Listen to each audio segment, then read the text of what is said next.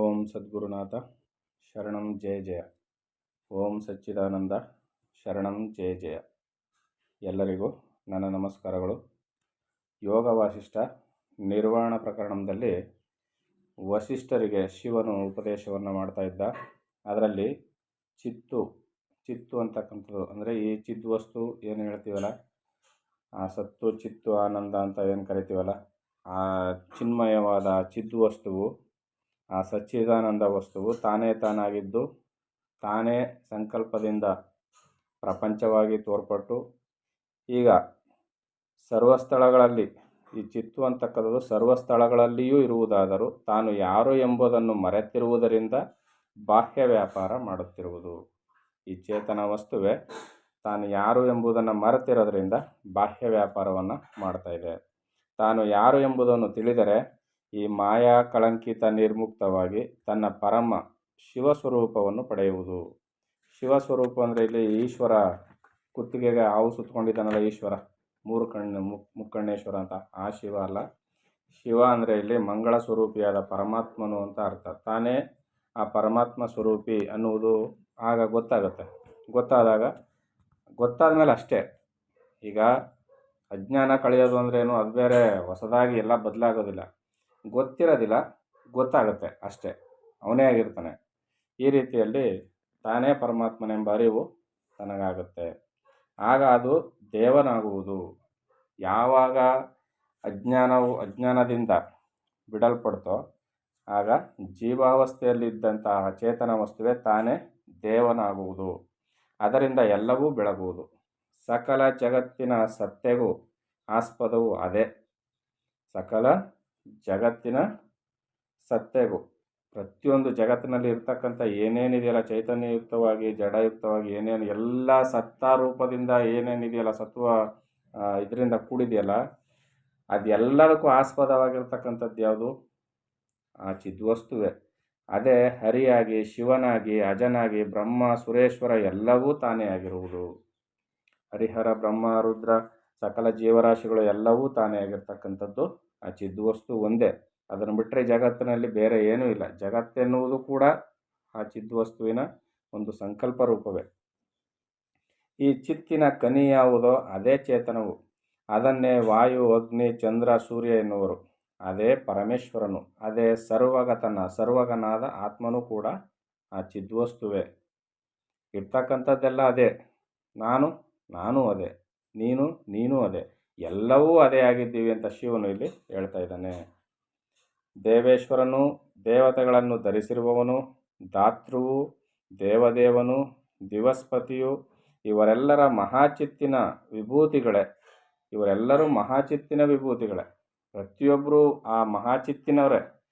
ಒಬ್ಬೊಬ್ಬರು ಏನೇನಿದಾರಲ್ಲ, ಶ್ರೇಷ್ಠವಾದವರು, ಕನಿಷ್ಠವಾದವರು, ದೊಡ್ಡವರು, ಚಿಕ್ಕವರು ಅಂತ ಏನೇನಿದಾರಲ್ಲ, ಇಲ್ಲಿ ಶ್ರೇಷ್ಠ ಕನಿಷ್ಠತೆ ಅಂತಕ್ಕ ನಾವು ವಿಂಗಡಣೆ ಮಾಡ್ಕೊಂಡಿದ್ದೇವೆ ಹೊರತು ಎಲ್ಲವೂ ಆ ಚಿದ್ಘನ ವಸ್ತುವೇ, ಆ ಚಿದ್ವಸ್ತುವೇ ಆಗಿರ್ತಕ್ಕಂಥದ್ದು, ಬೇರೆ ಏನೂ ಇಲ್ಲ.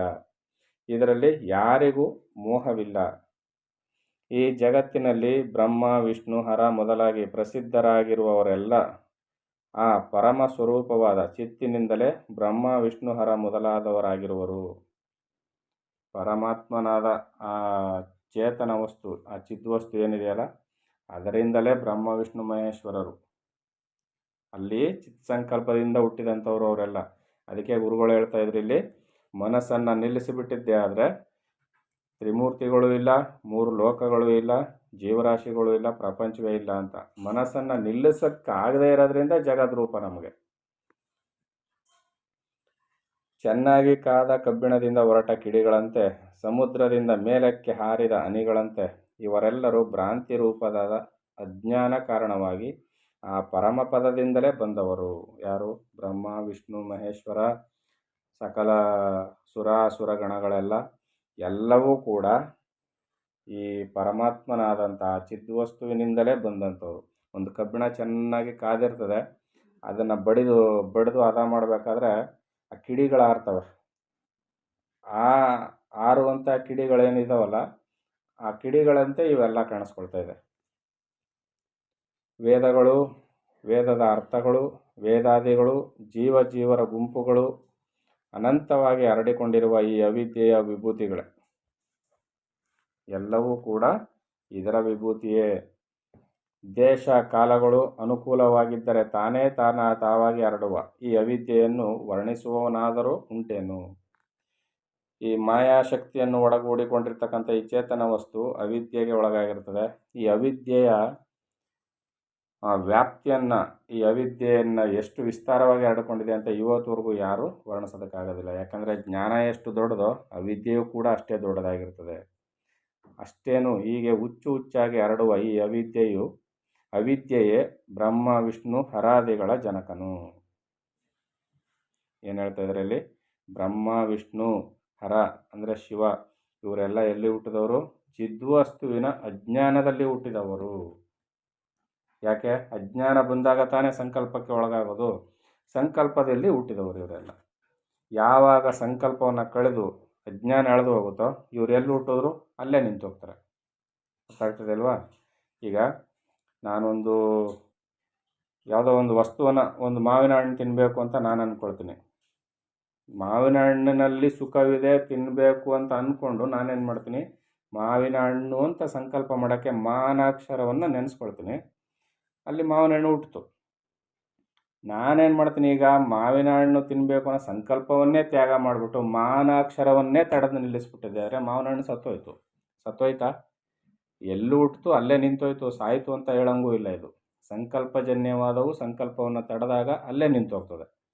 ಈ ರೀತಿಯಲ್ಲಿ ಚಿದ್ವಸ್ತುವಿನ ಅಜ್ಞಾನದ ದೆಸೆಯಿಂದ ಹುಟ್ಟಿದ ಬ್ರಹ್ಮ ವಿಷ್ಣು ಆರಾಧಿಗಳು ಚಿದ್ವಸ್ತುವಿನ ಸಂಕಲ್ಪ ಸ್ಥಿತಿ ನಿಂತು ಹೋದಾಗ ಅವರು ಇಲ್ಲವಾಗ್ತಾರೆ.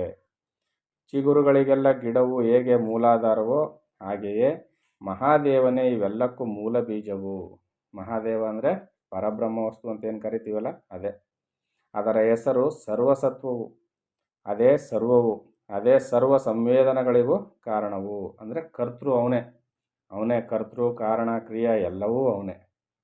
ಇದನ್ನು ಬಿಟ್ಟರೆ ಯಾರೂ ಇಲ್ಲ ಅಂತಂದ್ರೆ ಹಂಗಾರೆ ನಾವೆಲ್ಲ ಇದ್ದೀವಲ್ಲ ಅಂದರೆ ನಾವು ಅದೇ ಆಗಿದ್ದೀವಿ. ಅಜ್ಞಾನಾವಸ್ಥೆಯಲ್ಲಿ ಅವನೊಬ್ಬನಿದ್ದಾನೆ ಅಂತ ನಾವು ಹೇಳ್ತಾ ಇದ್ದೀವಿ ಅಷ್ಟೇ. ಇಲ್ಲಿ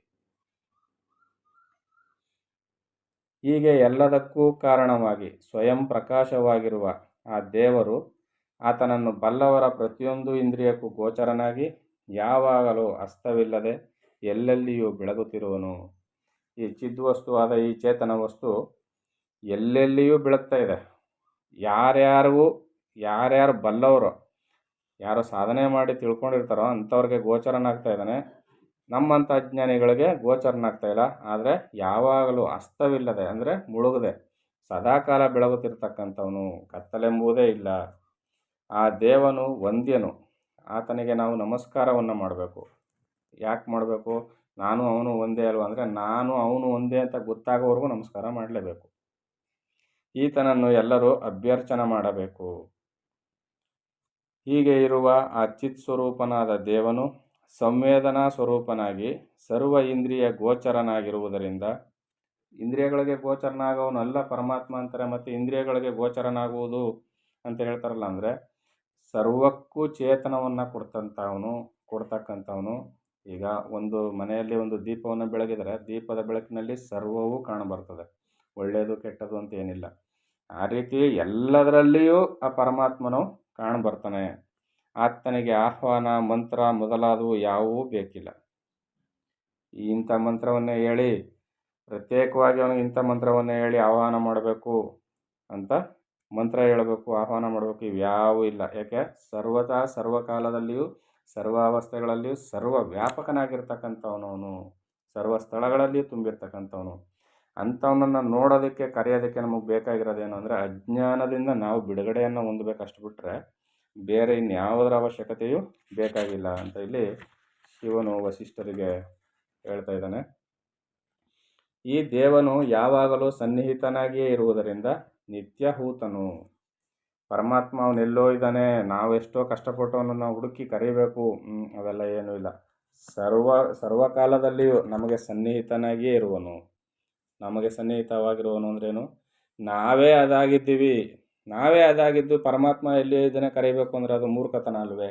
ಇದು ಅಜ್ಞಾನ ಅವಸ್ಥೆಯಿಂದ ಇರ್ತಕ್ಕಂಥ ಒಂದು ಅವಸ್ಥೆ. ಆದ್ದರಿಂದ ಎಲ್ಲ ಕಡೆಯೂ ಇರುವನು, ಎಲ್ಲೆಲ್ಲಿಯೂ ಸಿಕ್ಕುವನು. ಆತ್ಮ ಚಿಚ್ಚಕ್ತಿಯು ಯಾವ ಯಾವ ವಸ್ತು ದಶೆಯನ್ನು ಹೊಂದುವುದೋ ಅಲ್ಲಲ್ಲಿ ಅದದೇ ರೂಪವಾಗಿಯೇ ಮುನೀಂದ್ರನೇ ಶಿವನಾದ ಚಿತ್ತು ಲಭಿಸುವುದು. ಆ ಪರಮಾತ್ಮನಾದ ಶಿವನಾದ ಮಂಗಳ ಸ್ವರೂಪಿಯಾದ ಚಿತ್ತು ನೀನು ಎಲ್ಲೆಲ್ಲಿ ಭಾವಿಸ್ತೀಯ ಅಲ್ಲಲ್ಲಿ, ನೀನು ಹೆಂಗೆ ಕರಿತೀಯ ಹಂಗಂಗೆ, ಒಟ್ಟಲ್ಲಿ ನಿನ್ನ ಮೇಲೆ ಡಿಪೆಂಡು. ನಿನ್ನ ಏಕಾಗ್ರ ಚಿತ್ತದಿಂದ ಶುದ್ಧ ಮನಸ್ಸಿಂದ ನೀ ಕರೆದಿದ್ದೆ ಆದರೆ ಶುದ್ಧ ಅಂತಃಕರಣದಿಂದ ನಿನಗೆ ದರ್ಶನವನ್ನು ಕೊಡ್ತಾನೆ. ಅಂದರೆ ನೀನೇ ಅವನಾಗಿದ್ದೀಯ ಅನ್ನೋ ಅರಿವು ಉಂಟಾಗುತ್ತೆ ನಿನಗೆ.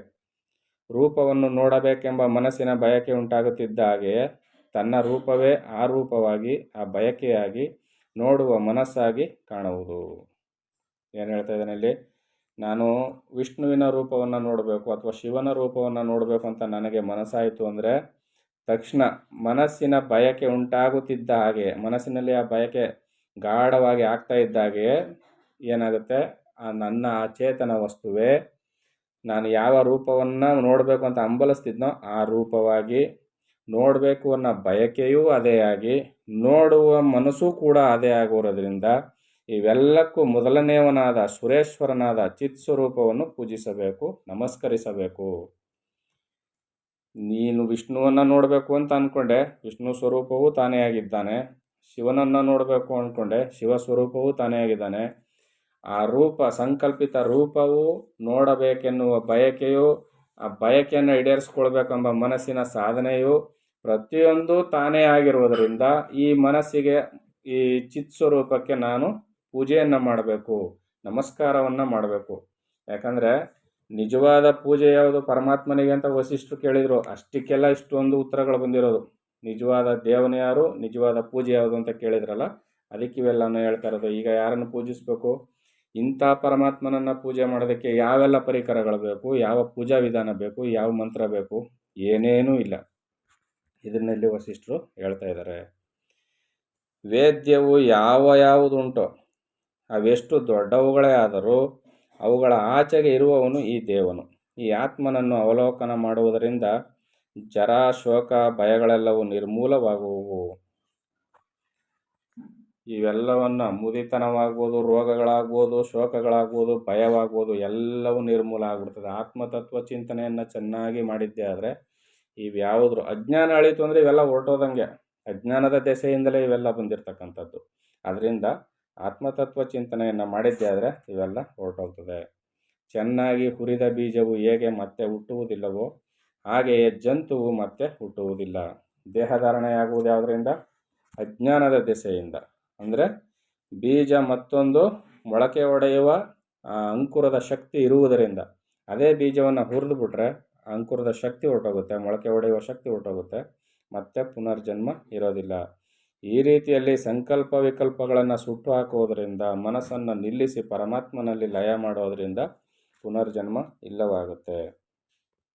ಅಭಯವನ್ನು ಉಂಟು ಮಾಡುವ ಪ್ರತಿಯೊಂದು ಪ್ರಾಣಿಯಲ್ಲಿಯೂ ಗೋಚರವಾಗಿರುವ, ಎಲ್ಲರಿಗೂ ಅಭಯವನ್ನು ಉಂಟು ಮಾಡುವ ಅಂದರೆ ಯಾವುದನ್ನು ಕಂಡರೆ ಭಯವೆನ್ನುವುದೇ ಇಲ್ಲವಾಗುವುದೋ, ಎಲ್ಲದಕ್ಕಿಂತಲೂ ಮೊದಲನೆಯದಾದ, ಯಾವುದರಿಂದ ಎಲ್ಲವೂ ಹುಟ್ಟಿದವೋ, ಏನೂ ಕಷ್ಟವಿಲ್ಲದೆ ಸಹಜವಾಗಿ ಯಾವುದನ್ನು ಉಪಾಸನ ಮಾಡಬಹುದೋ, ಅಜವು ನಿನ್ನಲ್ಲಿಯೇ ಇರುವುದು, ಆದ ಪರಮಪದವು ನೀನೇ ಆಗಬಲ್ಲೆ. ಹೀಗಿರಲು ಭೇದ ದೃಷ್ಟಿಗಳಲ್ಲಿ ಸಿಕ್ಕಿಕೊಂಡು ಏಕೆ ಭ್ರಾಂತಿ ಕೊಡುವೆ ಅಂತ ವಸಿಷ್ಠರಿಗೆ ಶಿವನು ಹೇಳ್ತಾ ಇದ್ದಾನೆ. ನೀನು ಭೇದ ಬುದ್ಧಿಯಿಂದಾಗಿ ಅಜ್ಞಾನಕ್ಕೆ ಒಳಗಾಗಿ ಈ ರೀತಿಯಲ್ಲಿದೆಯಾ, ಆದರೆ ನಿಜವಾದ ಪರಮಾತ್ಮನು ನಿನ್ನೊಳಗೆ ಇದ್ದಾನೆ. ಅಷ್ಟೇಕೆ ನೀನೇ ನಿಜವಾದ ಪರಮಾತ್ಮನಾಗಿದ್ದೀಯೆ. ಈ ನೀನೇ ಪರಮಾತ್ಮನಾಗಿರುವ ಸತ್ಯವನ್ನು ತಿಳಿದುಕೊಳ್ಳುವುದೇ ನಿಜವಾದ ಪೂಜೆ. ನಾನು ಸಹಿತ ಸರ್ವ ಜಗತ್ತು ಬ್ರಹ್ಮರೂಪವಾಗಿದೆ, ನಾನು ಸಹಿತ ಸರ್ವ ಜಗತ್ತು ಬ್ರಹ್ಮಮಯವಾಗಿದೆ, ನಾನು ಸಹಿತ ಸರ್ವ ಜಗತ್ತು ಬ್ರಹ್ಮ ಸ್ವರೂಪವಾಗಿದೆ ಅಂತ ತಿಳ್ಕೊಳ್ಳೋದೇ ನಿಜವಾದ ಪೂಜೆ. ನಾನೇ ನಿಜವಾದ ಪರಮಾತ್ಮ. ಈ ಅರಿವನ್ನು ಯಾರು ಕೊಡ್ತಾ ಇದ್ದಾರೆ? ಶಿವನು ವಸಿಷ್ಠರಿಗೆ ತಿಳಿಸ್ತಾ ಇದ್ದಾನೆ. ಈಗ ಪೂಜೆ ಮಾಡುವ ಕ್ರಮ ಅರ್ಥ ಆಯಿತು, ನಿಜವಾದ ದೇವರು ಅಂತ ಯಾರು ಅಂತ ಕೇಳಿದ್ದು ಅರ್ಥ ಆಯಿತು. ಇನ್ನು ಮುಂದುವರೆದು ಶಿವ ಏನು ಹೇಳ್ತಾನೆ ಅಂತ ಮುಂದಿನ ಆಡಿಯೋದಲ್ಲಿ ನೋಡೋಣ. ಎಲ್ಲರಿಗೂ ಒಳ್ಳೆಯದಾಗಲಿ. ಓಂ ಸದ್ಗುರುನಾಥ ಶರಣಂ ಜಯ ಜಯ. ಓಂ ಸಚ್ಚಿದಾನಂದ ಶರಣಂ ಜಯ ಜಯ. ಹರಿ ಓಂ ತತ್ಸತ್. ಹರಿ ಓಂ ತತ್ಸತ್. ಹರಿ ಓಂ ತತ್ಸತ್.